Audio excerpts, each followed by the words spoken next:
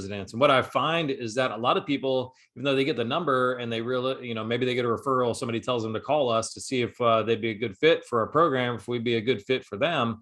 A lot of people don't really understand what a recovery residence is. But what I like to do is just share, with anybody that calls me asking about our program, the first thing I do is really explain what a recovery residence is. And because so many people are not familiar with the concept of recovery residence, I wanted to create this video to answer this for you. If you've heard of this term, if you've heard of some of these other terms that I mentioned, maybe you want to have a better understanding of exactly what it is and know if it's a right fit for you or for a loved one that has been struggling with addiction.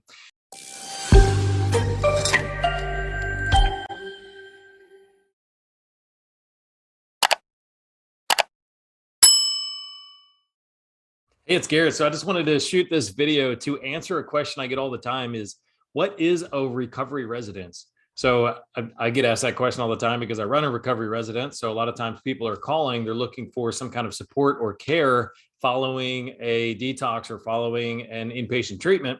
So they call looking for a recovery residence. And what I find is that a lot of people, even though they get the number and they really, maybe they get a referral, somebody tells them to call us to see if they'd be a good fit for our program, if we'd be a good fit for them. A lot of people don't really understand what a recovery residence is. One thing that I guess complicates it or confuses a little bit is sometimes there's some different slang terms that are thrown around to talk about recovery residences. Sometimes they're referred to as halfway houses, three-quarter houses, sober living. There's a brand of recovery residence or a sober living kind of type of environment that's called an Oxford home, which is a very popular term. If you've been in the recovery world for a while or for any amount of time, you've probably heard of an Oxford home. But what I like to do is just share, with anybody that calls me asking about our program, the first thing I do is really explain what a recovery residence is. And because so many people are not familiar with the concept of recovery residence, I wanted to create this video to answer this for you. If you've heard of this term, if you've heard of some of these other terms that I mentioned, maybe you want to have a better understanding of exactly what it is and know if it's a right fit for you or for a loved one that has been struggling with addiction. So the important thing to understand about a recovery residence is its main purpose is to provide a continuum of care for somebody who's leaving an inpatient treatment, leaving a detox, or just looking for a different environment where they can work on their recovery. So an unfortunate reality is a lot of people, they'll go to treatment, and whether it's a 30-day treatment, a 90-day treatment, something shorter, they'll go to treatment and they'll find themselves in a residential environment. They'll find themselves in a very high support, very low stress environment. Very low stress because a lot of the normal triggers, a lot of the friends, the people's places and things that can be bothersome and promote the cravings or promote the addictive behaviors, those are removed because you're in a safe environment and very high support. There's usually round the clock care. There's many people that you can talk to, people you can go to if you have any needs. So really high support, really low stress. And then unfortunately, people leave that environment and they'll go back home or they'll go back to where they came from. And it's the opposite. It's a very high stress, same people, places, and things, same triggers, same environment, and very low support. Maybe you go from having 3 or 4 clinicians on call all the time and group leaders and sponsors and others, people that are support you back to where you came from. And maybe you have a sponsor that you're working with, or maybe another friend that's in recovery. Maybe you don't have any of that. Maybe you're just in a really high stress environment and you have no support. So that's really where recovery residence comes in. It provides a continuum of care, provides an environment for people to leave the inpatient treatment experience or environment and go somewhere else where they can continue to work on themselves, work on their recovery before they go back to either where they came from or go to that next step of living on their own, moving back in with somebody, moving to a different location, whatever that next step looks like.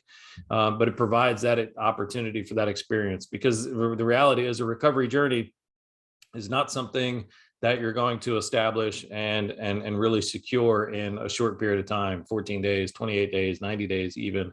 A recovery journey, to get really solid in your recovery, it takes a longer period of time. It takes, some people say, to expect at least 2 years for things to really fundamentally change and to really establish a strong recovery. That's 2 years of doing the right things, making the right changes, the habitual changes, the behavioral changes, changing your environment, changing your normal behaviors, changing your activities, changing your habits, everything for a period of 2 years. And you can't do that for a lot of people. They can't do that back in the same situation they came from.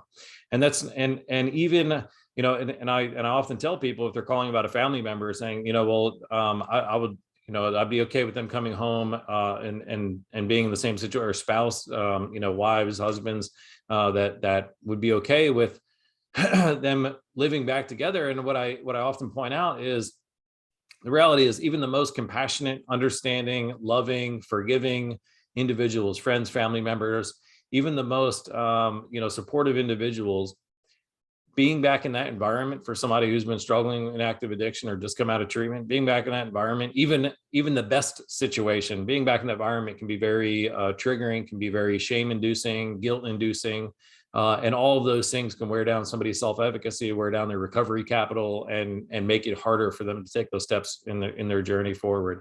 So regardless of the environment that somebody might be going back to, I always highly, highly recommend moving somewhere in between, or going somewhere in between, whether it's for 60 days, 90 days, whether it's for a couple of months or a couple of years, but staying in an environment that can be supportive and conducive to continuing that recovery journey. And that's really where recovery residence comes in. As I mentioned, I started a recovery residence here in my community, and I've run it for a couple of years now. Every recovery residence, there's many different shapes and sizes and philosophies and structures to recovery residence. So each one's really its own animal, I guess, for lack of a better word. But one thing that is that's generally common about all recovery residences is they're there to provide a safe, supportive, judgment-free environment where people that are in recovery can be surrounded by other people that are in recovery, not in a clinical setting, but in a residential setting. So they can continue to work on themselves and they can be understood and supported by other people. One of the things I love that they say about recovery residences is that the residents in the recovery residence are both recipients of and providers of recovery support. They're receiving recovery support and encouragement and help from their other residents, and they're also providing that to other individuals by modeling good behaviors, by being there to be an ear, by sharing some stories, by providing that encouragement. And that's really what the environment's all about. So, what is a recovery residence? Why would somebody want to go there? So if somebody's leaving the treatment environment, or somebody's been trying to work on their recovery in a certain environment for a long time and it just hasn't worked, changing the scenery, changing the environment, changing the people that you're surrounded by can be a tremendous step forward. Many recovery residents are really established or set up with the intent that people are going to come from some kind of treatment. Many people coming from incarceration, depending on the situation that they faced. But there's a lot of people that can go into recovery residence that are just, moving from some place that they live. Maybe they're leaving a partner, leaving a roommate, and they want to go move into a place. So that can certainly be, an entry way into a recovery residence. Some things to know about it. So, as I mentioned, there's many different kinds of recovery residences in general. So there's really recognized to be 4 different levels of recovery residences, and this is established by the National Alliance of Recovery Residences. So there's an alliance with many state participating states that are part of this National Alliance of Recovery Residences. What they've tried to do is standardize some terminology, standardize some practices, so that somebody going into a recovery residence has a little bit better idea of what to expect. And there's some accountability of the organization to make sure that they're providing something that can be most beneficial to the residents that they serve. So a National Alliance of Recovery Residences, you can go to their website. I believe it's NARR. Hold on, I'll look at it real quick. NARRonline.org. If I remember, I'll drop that in the comments so you can just click on it. So NAR, or the National Alliance of Recovery Residences, they've come up with, to help categorize and organize the different kinds of recovery residences, they've come up with 4 levels. The top level is level 4, which is really a clinical setting, so an inpatient setting. It would be the most restrictive, the most supportive, typically the most expensive kind of recovery residence. This is for somebody that really needs, there's 24-hour wake staff, so there's somebody that's always awake to answer any questions, provide any support. Somebody that maybe they're coming from a really challenging situation, or they've really struggled with trying to start their recovery journey or progress in their recovery journey, and they need the highest level of support. Well, that would be a level 4 recovery residence. And I think most of them, maybe all of them, provide some clinical support in-house. So they have licensed clinicians in-house to provide that support. Then below that, there's a level 3 recovery residence, which means that they're, for For the residents that are there, there's typically a house manager, somebody who's an employee of the organization that lives on site with the residents to be there, to be the eyes and ears, to provide the support, but also be the eyes and ears and help hold accountability. And then there's also an employee that typically provides a lot of non-clinical, but in-house programming or in-organization programming to provide life skills, personal development, personal growth, educational services, really anything that can help somebody move further on their recovery journey that is not clinical in nature. So not not something that your therapist or counselor or something would provide, but anything outside of that that's a non-clinical in nature. You would get a lot of that in a level 3 recovery residence. Typically less expensive than a level 4, but still more expensive than some of the other options because of having that person or those people providing a lot of that in-house training. What you can expect, or what I see at least in this area, is level 3 recovery residences. You might when you go there, you might be doing a lot of outpatient therapy, support groups, that sort of thing, and really just continuing to focus strictly on your recovery and on your sobriety for a period of time before going and looking at whether it's education, employment, better employment, any other things that you might be looking at in your life. So there's typically very recovery focused, at least for a period of time, and then allowing you the freedom and flexibility to focus on the other things that you want to make progress on and correct in your life. Level 2 recovery residents, a little bit more autonomy, a little bit less structure, but still a lot of support. Level 2 recovery residents typically has somebody that lives on site or at least comes by regularly to check on the residents, making sure that the rules and regs are followed, that the house is maintained, there's certain cleanliness to it. But the real key indicator is that there's some employee of the organization that has some involvement in the house and the recovery resident. Great environment for somebody who maybe they're coming out of treatment, or they're ready to get into an environment where they can be more autonomous, so they can have a little bit of support, have the structure to help them, but they need the autonomy to be able to make their own decisions about where they want to go to groups, how many meetings they want to go to, if they want to go to meetings, if they want to do some other form of recovery work, and then self-driven as far as career, professional progression. Maybe that's educational, but they just kind of need the freedom and flexibility to be able to make those decisions and do it on their own, so they can begin to regain that maturity and make that progress in their life. But they want to do it in a safe, supportive environment. And then below that, there's a level 1 recovery residence, and the difference between level 2 and level 1. Level 1 is democratically run, so that means that though there might be some specific house rules laid out and structure to living at the recovery residence, a lot of the decisions, the changes are made, whether somebody can be a resident there or whether they are dismissed from being a resident there. A lot of those are made, that's democratically run. So the current residents in the house are the ones that are often making those decisions or have a vote in those decisions.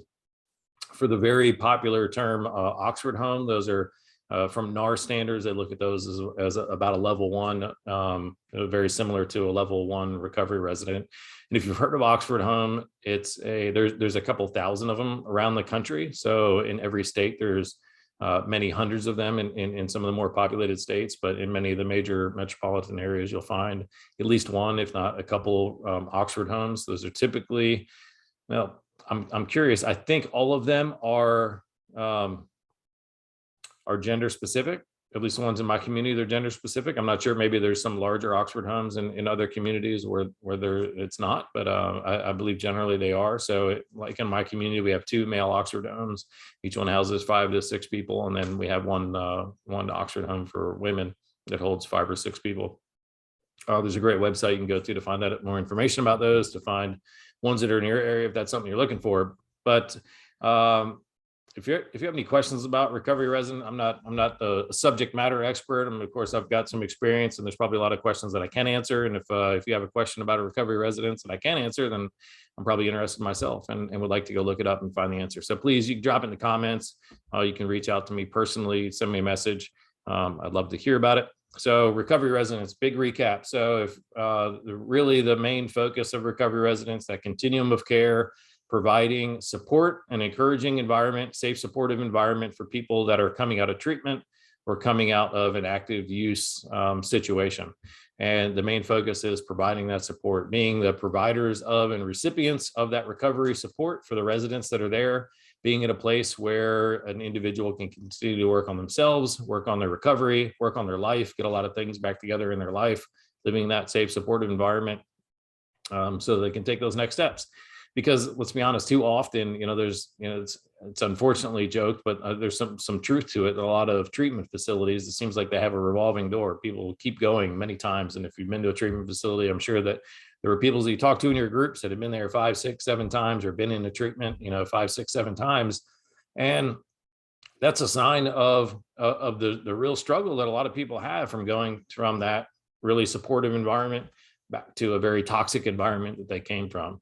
And for many people, they finally find the success that they're looking for in their long-term recovery when they come through or they join a program like a recovery resident. So I hope you enjoy this video. Please drop your comments. Please share, like, subscribe to this video. If there's anybody that you know that you think has been struggling, that would find this valuable, or any loved ones, family members that would find this valuable, please go ahead and share it so we can get the word out there. All right, you be well. Oh, hey, thanks for checking out this video. So if you like what you saw, be sure to like this video and please subscribe to my YouTube channel. If you found this video valuable, chances are you're going to love a lot of the other stuff that you'll find on my channel, and you'll really enjoy some of the things I'm producing now and will be publishing soon. Also, if there's something that was valuable or inspirational to you in this video, please share it with somebody else. A lot of times when people are struggling in life, whether it's with their recovery, whether it's against addiction, or they're just struggling life in general, a lot of times we do that silently. So you never know who is in your surroundings, which friends, which colleagues, which family members might be going through something really difficult that they're just not sharing or expressing to the world. You never know when you'll share something that helps provide that spark of inspiration or hope that they can get to a better place. So thanks for checking out this video. Thanks for subscribing to the channel. I look forward to seeing you back here very soon.